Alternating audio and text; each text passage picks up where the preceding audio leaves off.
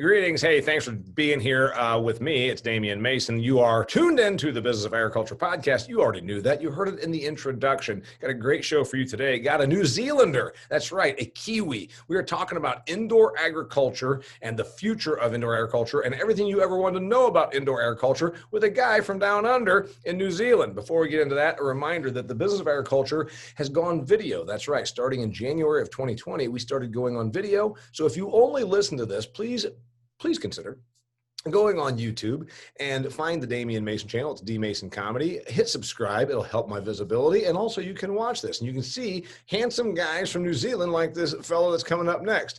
This podcast, as so many prior to it, is brought to you by the good people of Harvest Profit. Harvest Profit is a Fargo, North Dakota based company, but it doesn't matter where they are because it only matters where you are. You can utilize their product. It's a software solution to make your agricultural enterprise more profitable. Manage the inflows, the outflows, everything that happens on the business side of your business needs an effective and practical software solution. Harvestprofit.com.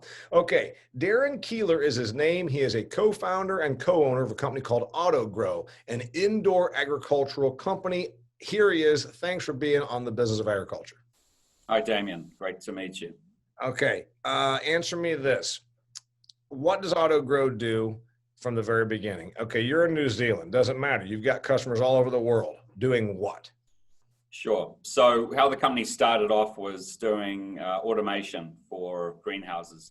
So basically controlling climates, controlling irrigation, nutrient feed to the plant, those types of things. And it was really around trying to create affordable technologies for small to medium growers.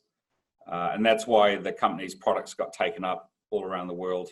Because a lot of the existing tech in the industry came from Europe and it was expensive.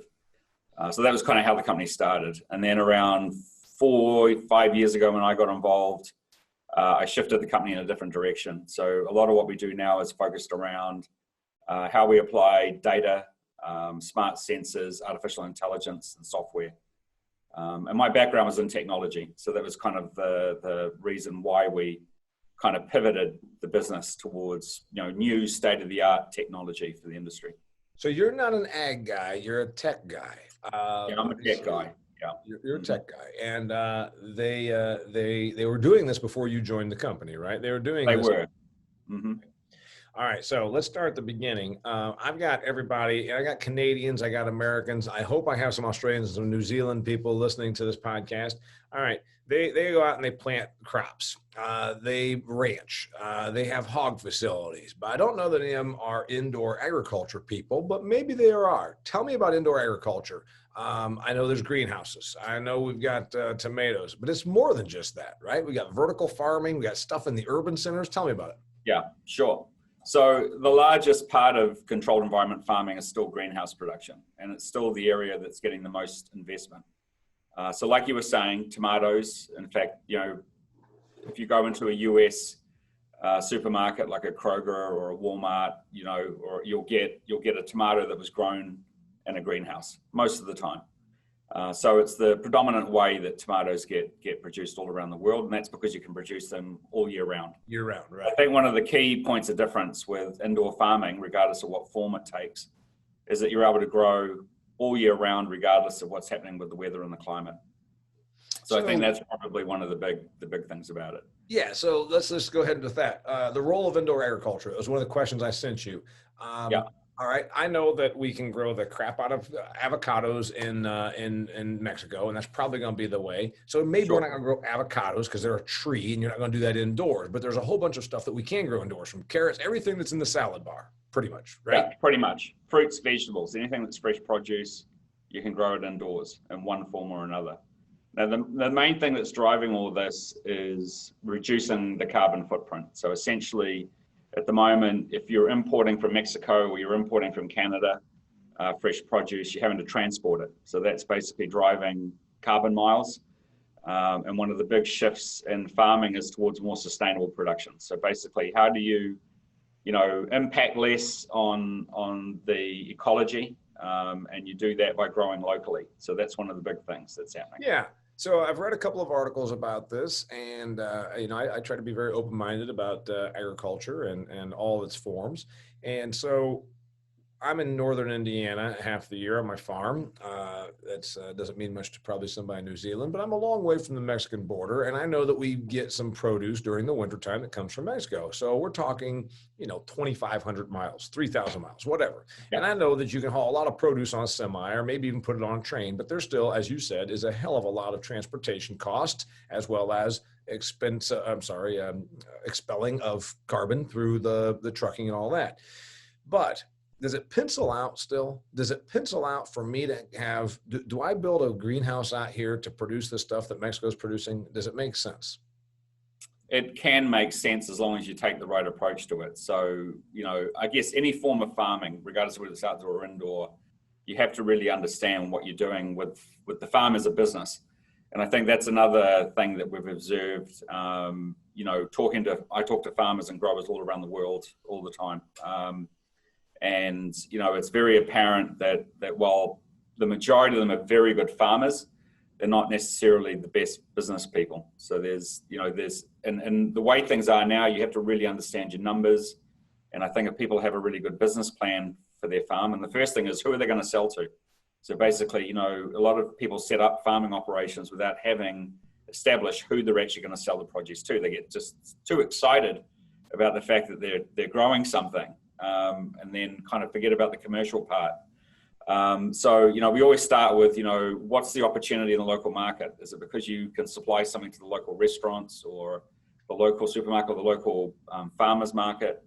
Work out where the gaps are and then look at what you want to produce and how you want to produce it. So those are the types of conversations we have. By the way, and it's probably offensive to some, but my listeners have heard it before that, that's why we call it the business of agriculture. And that's why I speak about the business of agriculture. We, and this is true in New Zealand or it's true in the United States or every other country in between, what farmers love to do and ranchers love to do is produce. They love to produce. They are good at producing. We produce so much, we have surpluses of stuff. It's Yes. all, until 100 years ago, there was no such thing as a surplus in food. And we have it now. But there's always the business side of it. When you talk about the business side of it, one of the things I said was, what problem does indoor agriculture solve? You talk about mostly it solves the transportation and or carbon footprint issue. And is that the big problem? That's one of the things, but it's multifaceted. So another, key strength for indoor farming is it's way more efficient. So it's a much more sustainable form of farming production. You're using up to 95% less water, for example, than you would in soil. So you can grow a lettuce or a tomato, any fresh produce using less water because you're controlling the way the water is getting to the plant. Okay. So that's a big point of difference. Okay, so we got the carbon footprint on the transportation, then we've got the utilization of resources. We're so much more efficient if we are doing it in a greenhouse or vertical or whatever, and we'll talk about those other styles here in a minute. And then the third thing, of course, is availability. Now it really does make it so. I was made to crack, and I don't have any idea if you even know where Cleveland, Ohio is, but I do. Okay, yes. So I was made to crack. All these people in the United States, I'm sure it's the same in New Zealand, eat local, eat local, eat local, eat local, became this big rally cry the last 10 years. Cool.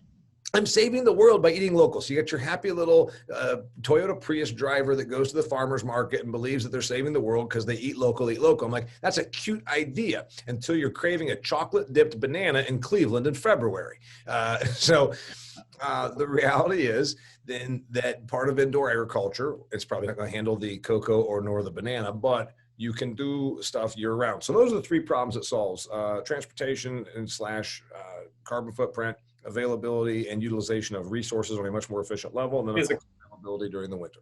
Yeah, there's a couple of other things I'll mention. Another one is, the actual output from an indoor farm is much higher.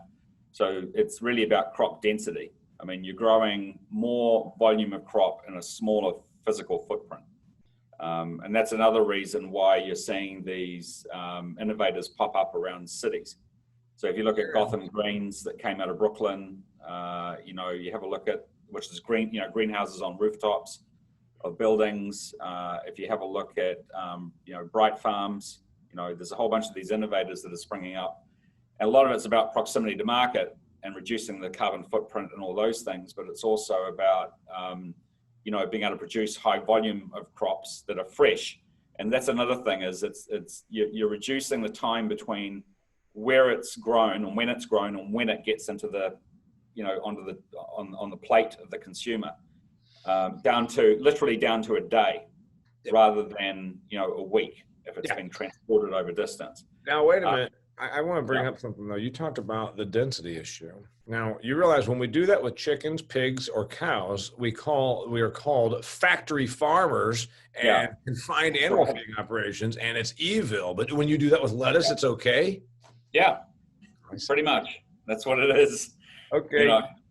Tell me about some of the projects. Okay, first off, my listeners might be a John Deere salesperson in Nebraska, or they might be a cranberry producer in Massachusetts. They might be in the produce business in California. They might be a soybean farmer in Iowa. So I got all kinds of people here. And what I always like to do is bring them a little picture of other things that they probably heard about, but they're maybe need to learn a little bit more about it. Okay, interesting projects. You talked about a rooftop thing. Is it viable? Okay, I've got a tenement building in Brooklyn. Is a greenhouse on top of that roof going to be viable? Again, it depends on how much thought you put into the business plan. I mean, Viraj, who was the founder of Gotham Greens, they had to navigate a lot when they first started about 12 years ago. Right. So the first challenge they had was they had to get through the bureaucracy of the local city in order to put a greenhouse on a rooftop. And so a lot of these guys have been the pioneers, and it's led to cities and counties doing legislative changes to enable these guys to actually set up. So those pioneers have already kind of dealt with a lot of the really difficult issues already, and they're also now partnered with companies like Whole Foods and Walmart and so on. So they're trying to integrate more closely. They get the integration, right? So now they've got their customer supermarket. They got somewhere to go with the product. That's really important. I mean, if you don't have that, I would say to you, don't do it. Do not try and do one of these high-tech farms. If you haven't got the partnership with the buyers, you are going to suffer a lot of pain. So that's the prerequisite. You've got to have your customer. Right. Okay. So you said something, and I want to talk about, we got a lot of stuff to cover, but before we do that, I want to remind our listeners that you are listening to the Business of Agriculture podcast, which is brought to you by Harvest Profit. Harvest Profit is a software solution for farmers, ranchers, agricultural enterprises. If you know someone that needs a handle to get a handle on their business, if they need some way to manage their inflows and their outflows and all the inventory and the marketing and the selling, everything that happens on an agricultural enterprise, harvestprofit.com, free 14-day trial. Go there, check it out. And my man, Nick Horb, the founder of the company, will make it worth your while. Tell him Damian sent you. All right. So I'm talking to Darynn Keiller, a New Zealand guy, a technology guy with Autogrow. Tell me about, and tell our listeners about the types of indoor agriculture, because I think of a greenhouse, and then I've seen vertical stuff, and then I've seen where they go in, or some pioneers are going into an abandoned urban facility, which we're going to have crap loads of that. I'm thinking your nearest J.C. Penney, your nearest Sears at the mall. We got all kinds of empty buildings now in the era of online commerce. Are they going to become farms? So they might do. I mean, there's a lot of innovators looking at how they reutilize existing spaces. Although in practice, what they find is that actually repurposing an existing shell is actually so expensive. It's counter to the economics of setting up an indoor farm. So if I give you an example, Plenty, who are based in San Francisco. So Plenty is a indoor vertical farming innovation company. They basically have raised hundreds of millions of dollars of capital to try and look at ways of producing all manner of fresh produce indoors under lights. When they started off with repurposing a warehouse, but the cost of doing that was so expensive for them. So they, the view from Matt, who's the co-founder, was that it was better for them to do new build buildings. So it's interesting. At first pass, it seems to make sense to repurpose existing facilities, but in practice, the amount of re-engineering that has to be done, it makes it cost prohibitive. So to be honest, you're better off just to build a new purpose-built facility. Now, that means that you can't sell the green story as much. If you could tell the green story of saying, I just took over Westgate Plaza Mall, because, ain't nobody go to the mall anymore. And I made it into an urban farm. That's a great little green story. Everybody's going to love it. And then you say, oh, and then we let people come in and walk around and breathe the green, breathe the oxygen that the plants are producing and all that. But it's not really happening. I mean, you're getting my opinion. My opinion is it won't work. Well, guess what? So, you're closer to it than me, and we don't mind. We don't mind your opinion. You're the most opinionated New Zealander that's ever been on the Business of Agriculture podcast. Okay, Daryn, tell me about this. The technology. First off, the production styles. I don't know. I know about a greenhouse. I can understand that. Tell me about greenhouses. Yeah, greenhouses come in different kind of levels of technology. So the way we describe them in the industry is you can have a low tech greenhouse, which basically is what we call a poly house. So plastics.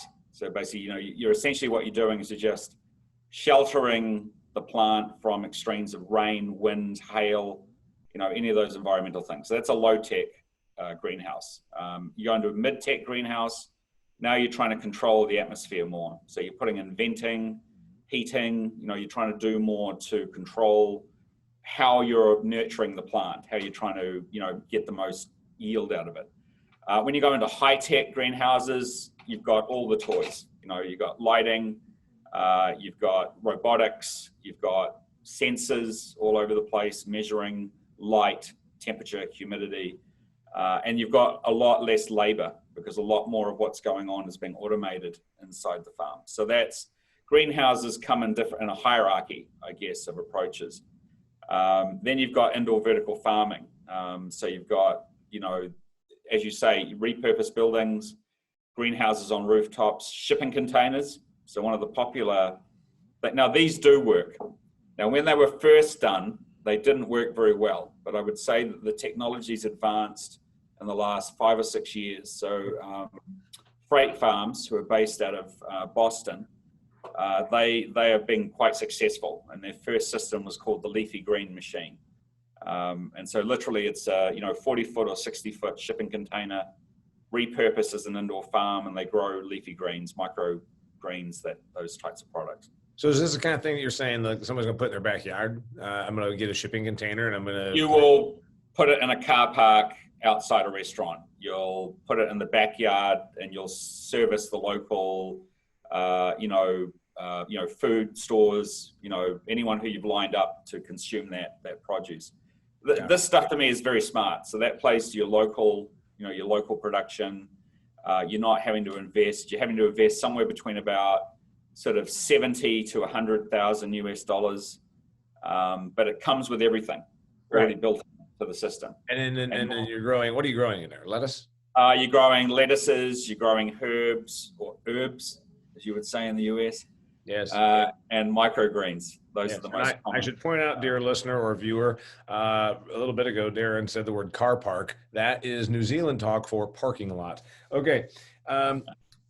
This style of ag, one of my questions was, where can this style of ag move into? And you just said it. So it could be the backyard person. Of course, the backyard person, $100,000 is a hell of a prohibitive thing versus just having a garden or even throwing up a little greenhouse. I can throw up a little greenhouse out here outside of my barn for a few $1,000. So where does it move? Where is it? Who has these? Where do you see indoor agriculture? You see it growing, expanding? Oh, it's growing hugely. I mean, if you have a look at all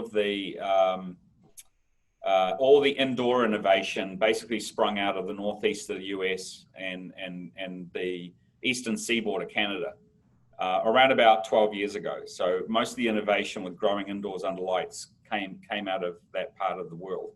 And then now what it's doing is it's popping up in Europe, UK, Asia. They're all trying to replicate and improve on those systems. And that's the great thing with the US. The US has always been a country of innovators.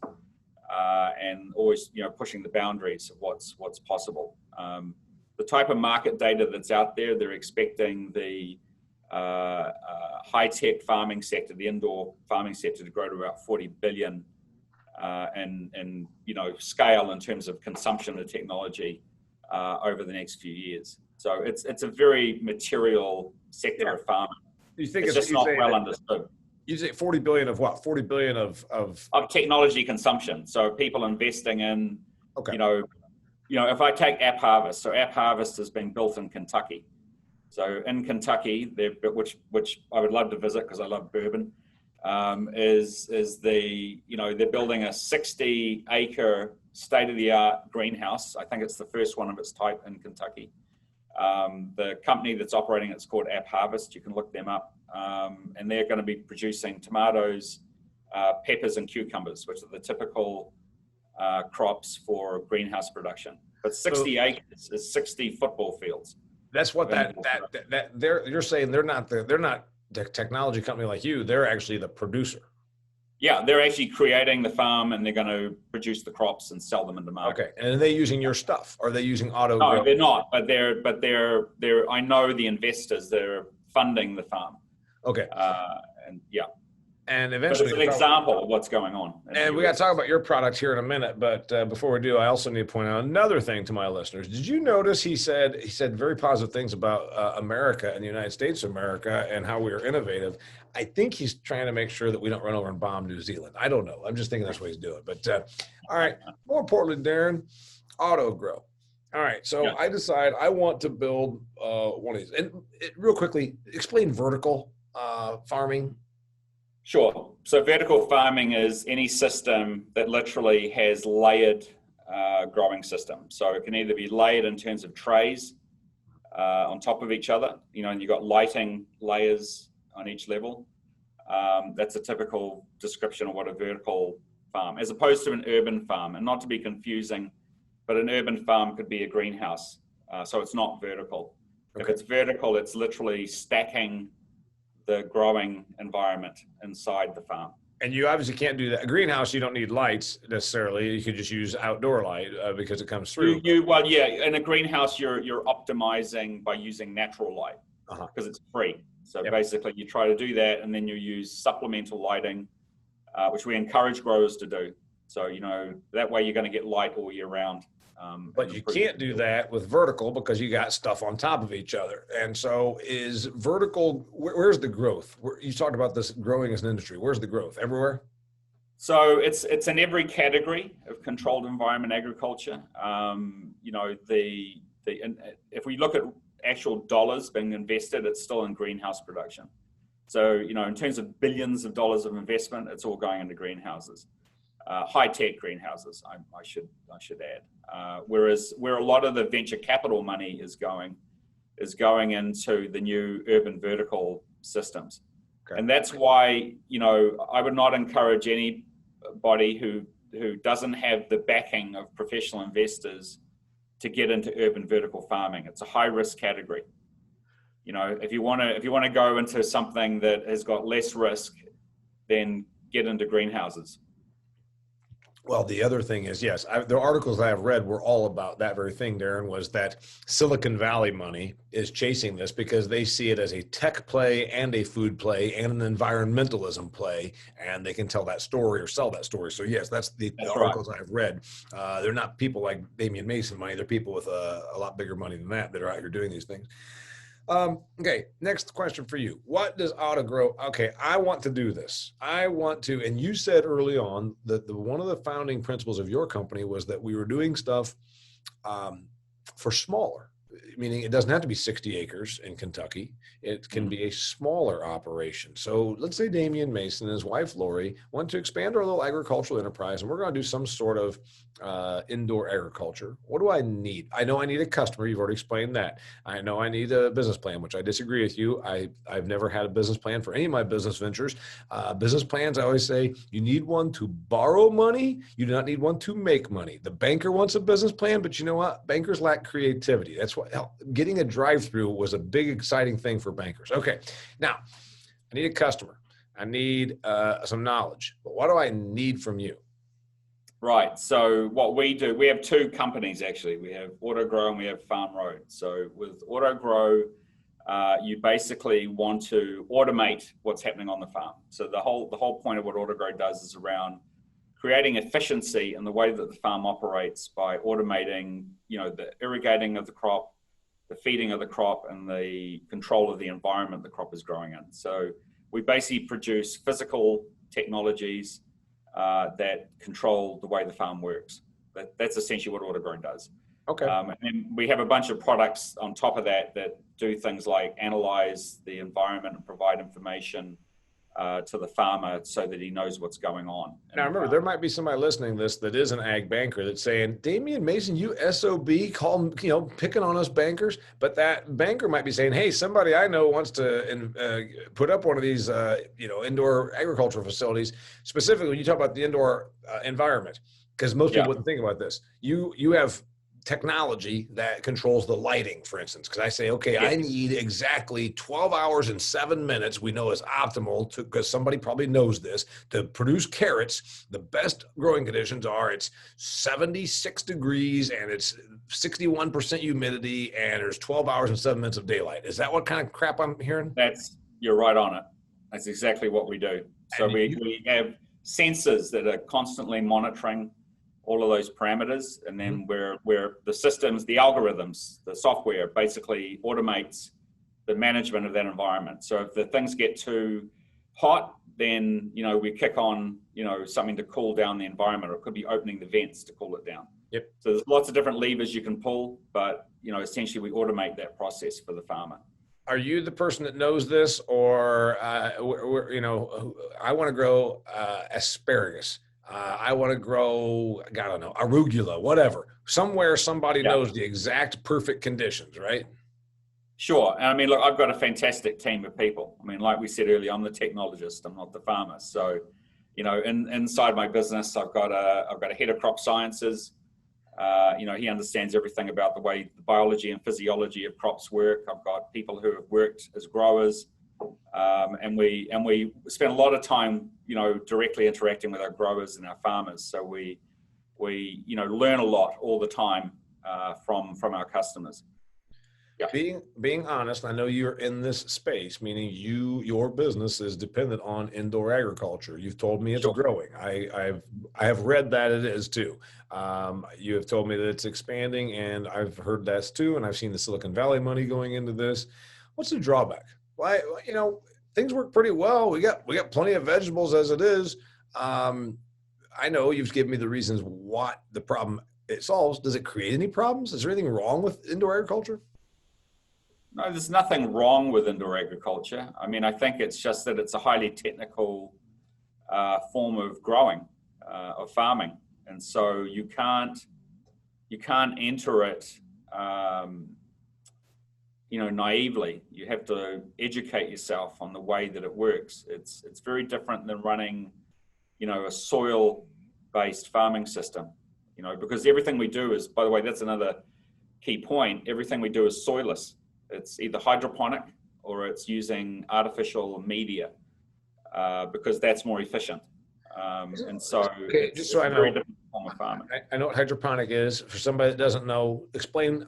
Okay, you got your basic is you go out and plant something in the backyard, and then the next level is we've got greenhouse. But now you're saying the systems that you work with, that you sell. Of course, you don't do. Tell me what you mean by all that. Okay, hydroponic means it just has water. It's roots. Yeah. So you've got, a basic system is what they call NFT, nutrient film technique. So it's basically a tray, and the root system is sitting in the tray, and plugs sit in the tray, and the water runs along the bottom with nutrients in it, and then it absorbs the water and the nutrients up through the root system into the plant, right? But it's water. There's no soil. So that's one method. And then another method is using a substrate, which is like an artificial media that the root system embeds itself into, the water runs through that. So that is where everybody in controlled environment farming is moving. Yeah. And also it's where all the berry growers are moving. So basically all the strawberry, blueberry, blackberry, all the berry growers are moving into polytunnels, to try and provide some extension to the season through protecting from the climate, and they're controlling the way they irrigate and feed the crops, and they're getting bigger yields, better quality berries. We've got a grower who's, earning 3 times the market because he's using these methods rather than growing in soil. Okay, I'm going to give you this, and I want you to tell me how you respond. It's not natural. It's not natural, right? It's not natural. And of course, I will tell you what I always say, Darynn. I would debate that and say that water is natural, right? it's just as natural as soil. Sure. It's Now, just, what about? it's just a different way of growing. Okay, and then what about the fact that I need this $1 million worth of Autogrow equipment over here to keep it at 71%? You don't need $1 million worth of Autogrow equipment. I mean, farmers can start. If you want to start off with a very small, like if you just want to control the way you're irrigating and feeding the plant, you can do that for like $1,000, right? It's How like much? you can start off. Like we have these 2 small devices that are like $500 each. Oh, okay. Right. And that way you can control your nutrient feed and your irrigation. I'm giving you a hard time, by the way. I know you are, but it's fine. I'm just going to keep, Remember, Darynn, that agriculture from its very existence is not natural. Natural is you and I are wearing loincloths and we're running around with sticks trying to kill a woolly mammoth. And then after we kill the damn thing, we got to eat as much as we can immediately because it's going to rot tomorrow. So that's what's natural. Natural is your life expectancy is about 31. So no, I'm okay with agriculture because none of it's natural.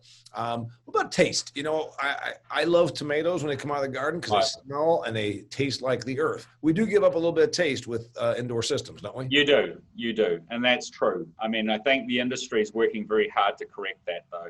And by the industry, I mean, not just the growers, but also the seed companies that provide the genetics. So if you look at, Bayer, Syngenta, Corteva, Johnny's seeds in the US, they're trying to alter the genetics of the seeds to try and make them more flavorsome. So when they grow in controlled environment farming. Flavor has been the issue of production agriculture for a lot of things, and it has nothing to do with indoor. I mean, frankly, we grew a lot of crops, in the traditional sense. Okay, I'm talking to Darynn Keiller. I'm going to let him go because it's tomorrow in New Zealand, and he's got to get to work. It's the end of the day for me. In case you haven't noticed, I've been yawning over here. I'm kind of worn out. I worked really hard today, so I'll let him go so we can start his day. He said he wants to come to Kentucky, which I think he should. My farm, the De La Rosa, that's what this logo is right here, is a 3 hours drive north of Louisville. So if you come to Kentucky, enjoy yourself, look at all the indoor agriculture, drink bourbon, and then you can come up here and see us at the De La Rosa Farms.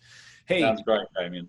What else do we need to know? Autogrow, if I want to be in the indoor agriculture business, I need your company, right? Because I fool with it if I'm not going to have the correct humidity and temperature and water flow and everything else that I need Autogrow to help me have a productive indoor agricultural system, right? Yeah, if you're running a small to medium farm, so anything up to maybe around 10 acres, 1 to 10 acres, somewhere in that range. Under roof, anything from 1 to 10. Yeah, like in a greenhouse, or you might be running a tunnel farm, doing berry production. Then give us a call. I've got people on the ground in the US, so I've got a team in California. I've got a business development manager based in Illinois who runs the East Coast. So just get hold of us either on our website or Facebook, LinkedIn. We're on all the media, social media. And it's called Autogrow, all one word, Autogrow. And it's spelled as you might think, dear listeners and viewers. So the thing is, you said 1 to 10 acres. Is that really how, I'm thinking about some indoor agriculture that wouldn't even cover 1 acre. Is that not accurate? Half an acre is not uncommon. Like if you're a local grower, you'll lay down one, poly house. That's where most people start. Yeah. Okay. And then lastly, how's Autogrow doing? You're in the US, you're in New Zealand, you're in Europe, you're in Asia? Yes. Yep. Okay. How are you doing? We've been doing really well over the last 4 years. We've been growing at around 20-25% a year. The challenge at the moment, obviously in the COVID world, is that we've seen that there's a lot of challenges still in the US. We're having to navigate that. But the overall thing is that the pandemic has made transparent a lot of challenges in the food system, and in farming. So for the most part, that's actually playing towards companies like ours, because the operators of the farms have to work out how to automate more what they're doing. But at a market level, the US is quite challenging at the moment, whereas in Asia, we're seeing a lot of growth. outside of China, I should say, and in Europe as well. And it really just comes down to how well each country or each state, in the case of the US, is managing the pandemic, as to how that's reflecting on business in general in that state. So you're going to keep growing because indoor agriculture is actually, it's a popular thing. It's a trendy thing. It might level off. I assume that it will. I mean, we've seen things come and go before. I'm not being a naysayer. Yeah, I don't think indoor farming is going to level off for like 20 years. I mean, I think this thing's going to keep going like a freight train. That's my view. That's fantastic. I hope it does. He's the CEO of Autogrow. Check him out. It's an interesting story. I went to their website preparing for this podcast, and I just like learning about it and different things because it's pretty different to me and you know, and the way I've seen agriculture from a dairy farm background and whatnot. Check him out. His name's Darynn Keiller. He's saying it's going to keep going like a freight train. He also said positive things about the United States, and he says tomato. I say tomato. He says tomato. My first guest from New Zealand. You're listening to the Business of Agriculture podcast. This one, as so many before it, we're brought to you by HarvestProfit.com. Check them out. Harvest Profit is the company.com is the website, of course, and it's a software solution for your agricultural enterprise. You probably need this to make your agricultural enterprise the business that it can be. Check out harvestprofit.com. Darynn, you make me want to come to New Zealand, brother. Well, you're welcome. You know, as soon as the borders open. I was going to say, I don't think we're allowed to. I don't think your country's allowing anybody in. We're not. Everybody has to quarantine. I don't think they're letting in anybody who's not a citizen at the moment. But I think that's true. I don't believe I can get into the US either. So until the situation resolves itself a little bit more. Well, when you come, you have an open invitation to my farm, De La Rosa Farms in northeastern Indiana, probably not too far from your Illinois guy, because that's the next state to the west, and Kentucky's the next state to the south. So by golly, you can just do a little trifecta of the states right here. Hey, till next time, I'm out of here. Thanks a lot for being on, Darynn. Sounds great. Thanks, Damian. Thanks for listening. Thanks for viewing. It's the Business of Agriculture.